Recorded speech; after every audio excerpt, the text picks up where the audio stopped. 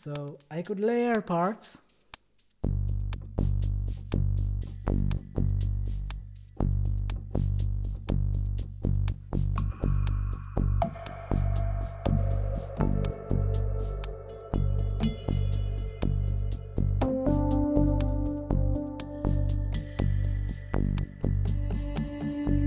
And I don't really care when the clip begins or when it ends, or if I should arm a track or not. It's all set in a way so I could switch instruments intuitively, just like drop notes in.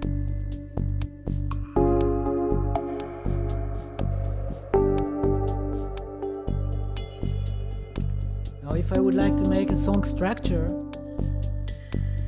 change,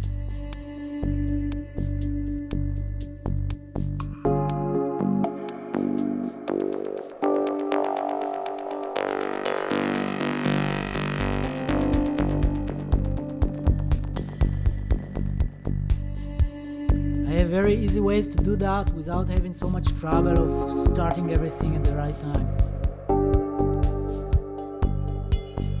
So how is this being done? So the idea is to free your hands from acting like a human sequencer. I don't know what about you, but I find that for me it's not that exciting to just pressing the trigger in the clip in the right order at the right time. We're not pilots, we're musicians. We're supposed to be kind of doing expressive stuff. So what I do is that all the MIDI tracks are armed and recording all times. I have predefined clips with fixed length. You can see that my arrangement recording and my session recording are both armed, so I'm recording notes and I'm recording in the arrangement. So all this gig is multi-track recorded, which is such a great workflow, because think about it, you could make a rehearsal, you had this genius idea, and then I wish I've recorded that. But so for me, any gig, any rehearsal is recorded multi-track by default.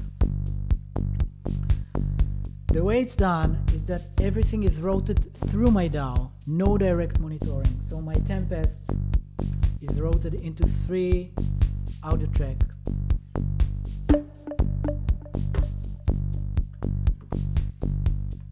Working with 64 samples, giving me 3.45 milliseconds, which is very nice. Me as a drummer, I don't feel any problems with latency, and the advantage of that is that you're synced with the delays. Anyone who tries to sync external hardware gear and the delays from the DAW must know this problem, that it's not in sync due to the offset. So as you can see, this is the clock which is syncing my Tempest, and it's set to offset minus 15 milliseconds. I had to find this offset by turning on the metronome on Ableton and the metronome on my hardware drum machine and make them match. Another thing to explain here are the macro fader effects. When playing live, you would like to make a sudden breakdown. You need a very easy, intuitive way to take the whole rhythm section out.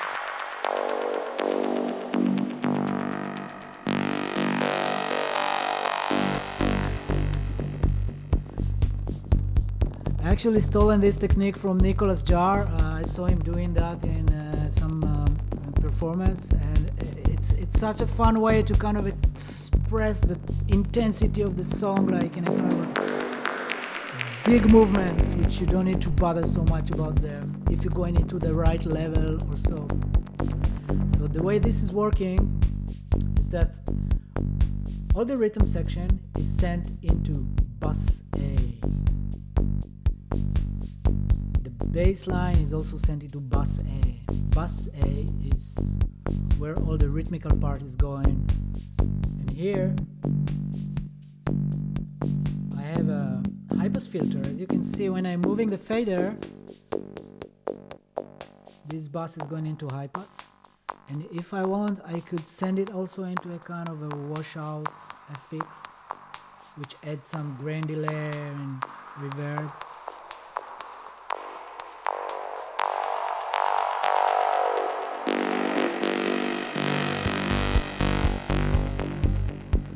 Then I have a few buttons which are mapped to the sense of this bus. So when I press this bus is going into some delay, and this end is adding some granular. And having this like mapped to the send is very good, because you can do this kind of momentary fix which has nice graduate fade out, and it's not abrupt, so you could press it whenever you feel bored on stage. So that's it. I hope you found it useful.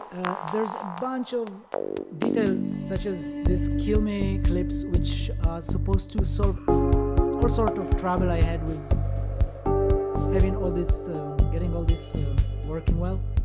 If you have any question, please drop them in comments below. And yeah, thank you for listening.